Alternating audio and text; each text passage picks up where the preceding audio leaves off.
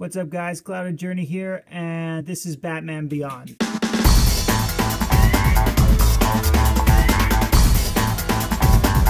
This is the first appearance of Terry McGinnis of Batman Beyond. It was the miniseries that was based on the original show. And really cool, iconic type cover. This one's in really good condition, except there's a tiny mark on the back, which was kind of in the ad, and I still bid on it anyways. I kind of wish I waited. If you wait, you can get a perfect copy of this for $10. Just wait for them to go on auction mode, and I've seen them go fairly regularly. But this one is pretty much perfect, and I think I paid $9 for it. So happy with that. But the real haul is coming. I went to a local comic show recently with a whole bunch of vendors and stuff there. Met a couple creators, which was cool. And spent some money and got some really great books.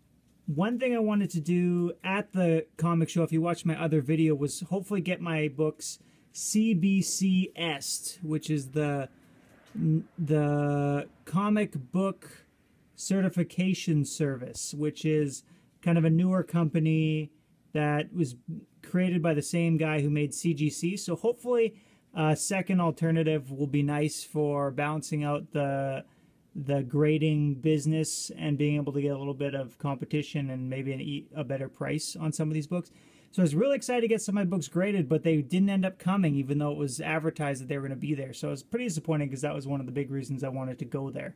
I did bring my Amazing Spider-Man 300 and got a guy to grade it for me there who had a bunch of high-grade books himself. He said he thought it was a 9.6. I was hoping for a 9.8.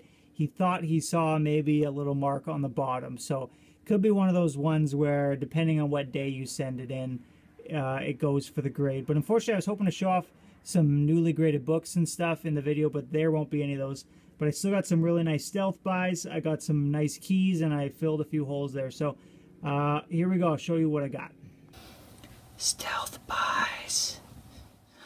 Okay, so these are a couple stealth buys I picked up. Basically, a guy didn't really know what he had in a bunch of boxes and was just kind of looking stuff on eBay and things like that as he went.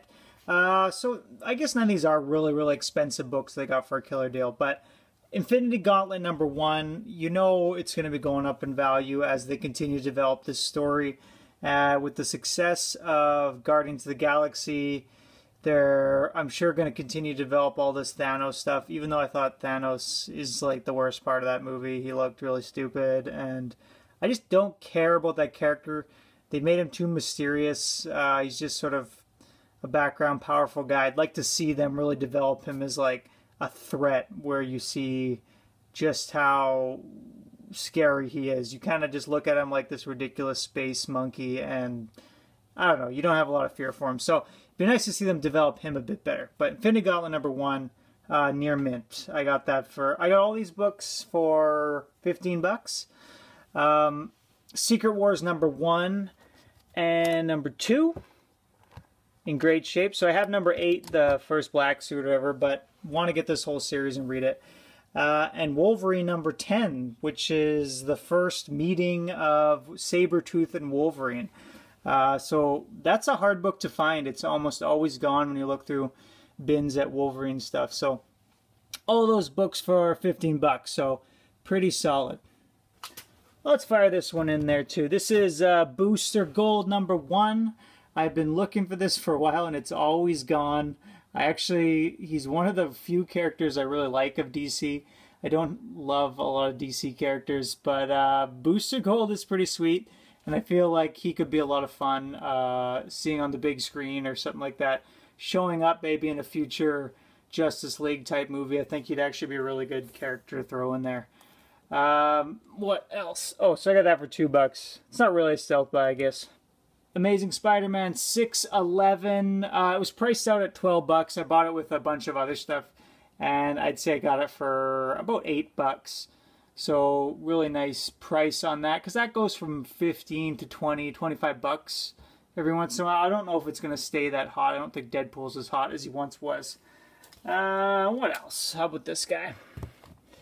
Amazing Spider-Man 410. These Carnage books are heating up. Carnage Spider-Man with the Ben Reilly Spider-Man. Just an awesome, awesome cover. The 430, 429, 430, or 430, 431 are the big ones. But this one's also heating up, so I got this for, I think, $8. And it generally goes for 10 to 15 as well. But awesome cover. What else? I could throw this in there for stealth. Batman 618, part of the Hush storyline, $2.50. How about this one? Amazing Spider-Man 375. Like a famous cover, anniversary cover. I think I got this for $2.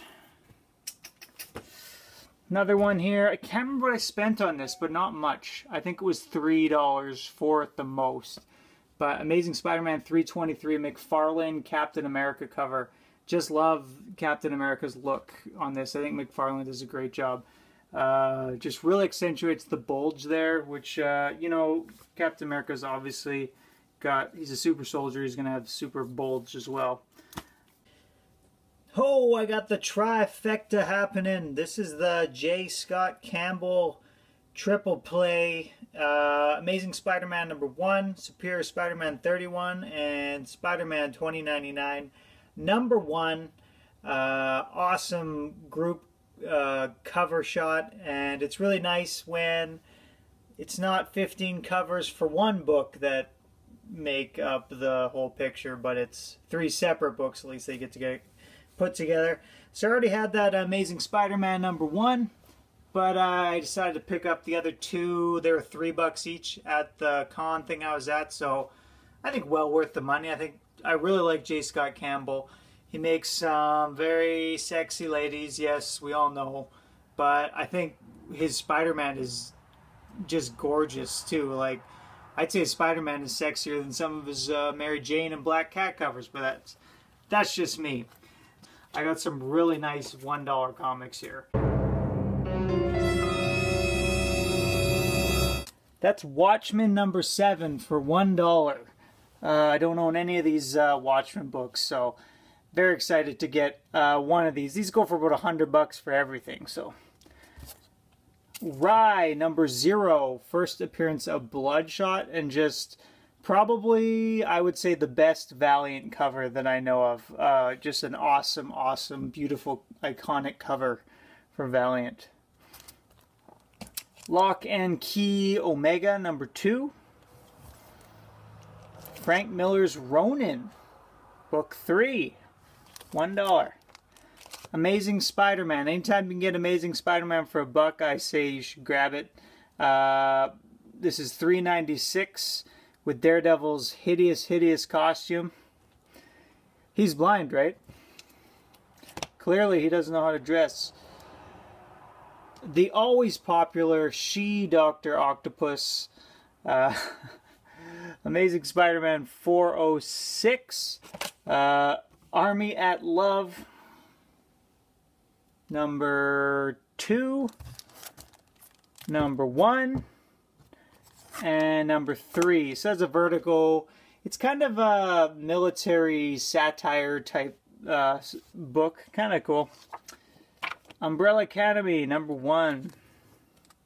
Shazam #6, 20-cent Silver Age book, $1. New Mutants Annual #2, first appearance of the sexy Psylocke, psychic assassin type girl. Amalgam Comics, Bat Thing, combination of Man-Bat and Swamp Thing. And Dark Claw #1, the Wolverine Batman amalgamation, which a lot of people consider the best of all the little crossover things. I think I would love to see them do this again, and with the writing quality that they have now, I think you could have some really cool stories combining some of these characters. So those were my dollar books.